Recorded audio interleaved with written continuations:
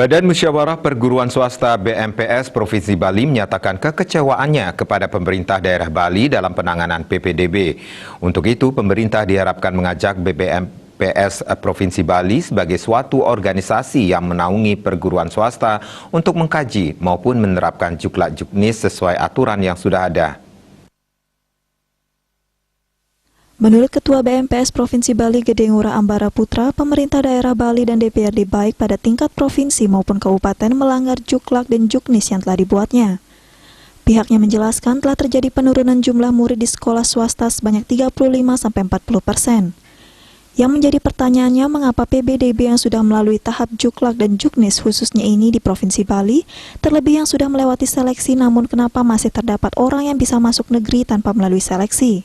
Untuk itu pihaknya berharap kepada pemerintah untuk mengajak BMPS sebagai suatu organisasi yang menaungi perguruan swasta untuk terus mengkaji maupun menerapkan juklak-juknis yang sesuai dengan aturan yang sudah ada.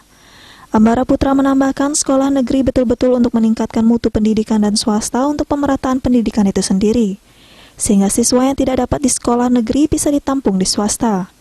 Karena bagaimanapun juga sebenarnya tidak ada siswa yang tercecer. Masih banyak anggota kami perguruan swasta yang masih kekurangan siswa, gitu kan. Harapannya juklak-juknis ini diterapkan dengan ketat, gitu, demikian sehingga negeri itu benar-benar untuk meningkatkan mutu pendidikan. Nah, di swasta adalah untuk pemerataan daripada pendidikan itu, sehingga murid-murid yang tidak dapat di negeri itu bisa ditampung di swasta, demikian.